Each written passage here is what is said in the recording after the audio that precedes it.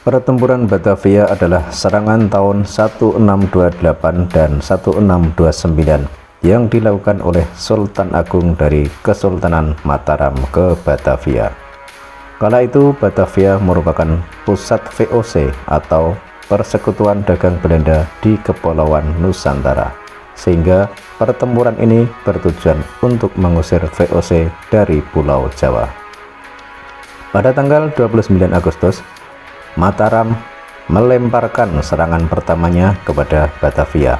Namun, serangan itu berhasil dihalau oleh sekitar 120 pasukan VOC yang dipimpin oleh Jacob van der Palaten. Kemudian pada Mei 1629, Mataram melakukan serangan yang kedua. Akan tetapi, dalam serangan kedua ini, Mataram kembali gagal menaklukkan Batavia. Akibatnya, VOC berhasil memperluas pengaruhnya dengan mengakuisisi dataran tinggi Priangan serta pelabuhan pantai utara Mataram, seperti daerah Tegal, Kendal, dan juga Semarang. Pertempuran Batavia bermula pada tahun 1961 saat Mataram menjalin hubungan dengan VOC. Kala itu VOC mengirimkan duta besarnya untuk mengajak Sultan Agung agar mengizinkan VOC mendirikan loji-loji dagang di pantai utara Mataram. Namun permintaan tersebut ditolak oleh Sultan Agung karena jika ia memberi izin, maka ekonomi di pantai utara akan dikuasai oleh VOC. Penolakan ini kemudian membuat hubungan antara Mataram dan VOC menjadi merenggang. Tahun berlalu, pada tahun 1969, VOC berhasil merebut Jayakarta dari Kesultanan Banten yang kemudian mengganti namanya menjadi Batavia. Markas VOC lantas dipindahkan ke Batavia. Menyadari bahwa Batavia dipenuhi oleh VOC, maka Sultan Agung mulai berpikir untuk memanfaatkan VOC dalam persaingannya menghadapi Surabaya dan Kesultanan Banten. Setelah Surabaya berhasil ditaklukkan oleh Mataram, mereka kemudian menyerang Banten. Akan tetapi, untuk dapat menyerang Banten, Mataram harus mengatasi Batavia terlebih dahulu. Pada bulan April 1628, Kiai Ronggo, Bupati Tegal, dikirim sebagai duta ke Batavia untuk menyampaikan tawaran damai kepada VOC. Namun tawaran tersebut ditolak, sehingga Sultan Agung memilih untuk mengibarkan panji peperangan. Pada tanggal 25 Agustus 1628, garda depan Angkatan Laut Sultan Agung tiba di Batavia. Armada Angkatan Laut Mataram membawa perbekalan dalam jumlah besar, yaitu 150 ekor sapi, 5.900 karung gula, kemudian 26.600 kelapa, dan 12.000 karung beras. Awal mula kedatangan Mataram ke Batavia, mereka mengaku ingin berdagang di sana. Namun karena ukuran kapal pihak Mataram berukuran besar, hal ini membuat Belanda curiga. Keesokan harinya, Belanda mengizinkan sapi untuk dikirim dengan syarat hanya satu kapal Mataram saja yang boleh berlabuh. Kemudian datang lagi 3 kapal Mataram. Mereka mengklaim bahwa Mataram ada di Batavia untuk meminta izin perjalanan untuk berdagang dengan Malaka. Pihak Belanda merasa semakin curiga dengan peningkatan jumlah kapal secara tiba-tiba ke Batavia. Berlanjut lagi, pada sore hari sejumlah 20 lebih kapal Mataram tiba dan mulai menurunkan pasukannya di utara benteng. Peristiwa ini membuat Belanda memperingatkan pasukannya untuk menarik semua prajurit ke dalam benteng dan mulai menembaki orang-orang Jawa yang masuk. Pada tanggal 28 Agustus 1628, sebanyak 27 kapal Mataram memasuki teluk dengan berlabuh cukup jauh dari Batavia. Dari selatan Batavia, pasukan Mataram yang berjumlah 1.000 orang mulai berdatangan. Kemudian pada tanggal 28 Agustus, Mataram mulai melemparkan serangan pertamanya kepada Batavia. Serangan mereka lancarkan terhadap benteng Hollandia yang terletak di tenggara kota. Namun serangan itu berhasil dihalau oleh 120 pasukan VOC yang dipimpin oleh Jacob van der Leiden. Bulan Oktober, tentara Mataram tiba dengan jumlah 10.000 pasukan.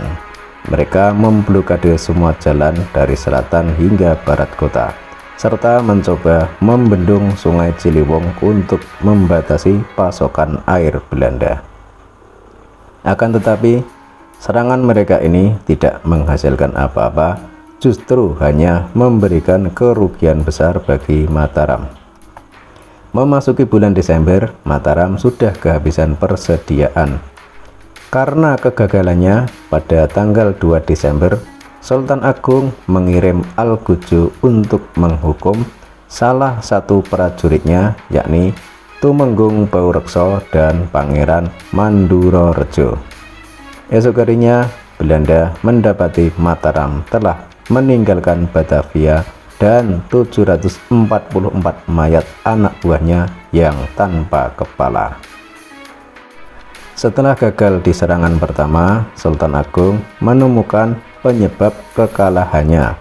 Ia menyadari bahwa rintangan utamanya terletak pada logistik, jarak yang sangat jauh, yakni sekitar 300 mil. Untuk itu, ia memutuskan mendirikan banyak desa pertanian padi yang dikelola oleh petani Jawa di pantai utara Jawa Barat dari Cirebon hingga daerah Karawang. Setelah banyak orang Jawa menduduki Batavia, pada Mei 1629, Mataram siap melakukan serangan yang kedua. Serangan kedua terdiri dari dua kekuatan, yaitu tentara Sunda Adipati Ukur, Bupati Priangan, serta tentara utama Jawa yang dipimpin oleh Adipati Juminah. Total pasukannya sekitar 20.000 prajurit. Rencana awal, Ukur diminta menunggu pasukan utama bertemu dengannya di Priangan dan kemudian berangkat bersama-sama pada bulan Juni. Namun, karena kekurangan persediaan, Ukur memutuskan untuk menyerang Batavia terlebih dahulu. Saat Juminah tiba di Priangan, ia merasa marah terhadap apa yang dilakukan oleh Adipati Ukur. Adipati Ukur berniat untuk mundur dari pertempuran tersebut. Namun, ia teringat atas apa yang terjadi pada Tumenggung Baurekso dan Pangeran Mandurorejo. Sultan Agung paling tidak menyukai kegagalan. Adipati Ukur akhirnya memutuskan untuk bertahan. Pasukan Mataram kemudian mendirikan perkemahan di selatan Batavia yang dikenal sebagai Matraman. Mereka mengepung Batavia dengan mencemari Sungai Ciliwung sehingga menyebabkan wabah kolera tersebar di Batavia. Akibatnya pemimpin VOC Jan Pieterszoon tiba-tiba meninggal pada tanggal 21 September 1629.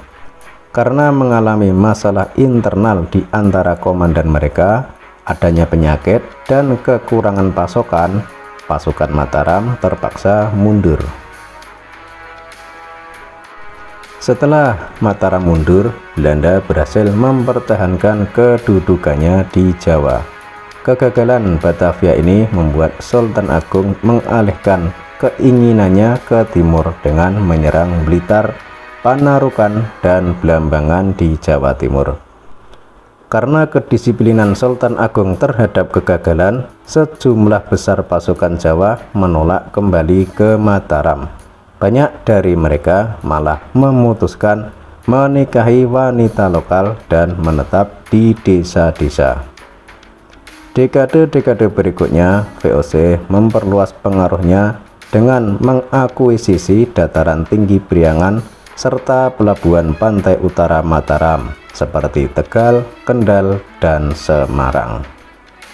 Demikian kisah perjuangan Sultan Agung, raja atau sultan dari Mataram yang berusaha menyerang Batavia, namun akhirnya menemui kegagalan. Namun pelajaran yang bisa diambil dari kisah Sultan Agung ini adalah kedisiplinan dan perjuangan yang tanpa lelah, tanpa pantang mundur, berusaha untuk mengusir penjajah dari bumi Nusantara. Cukup sekian kisah kali ini dan salam Nusantara.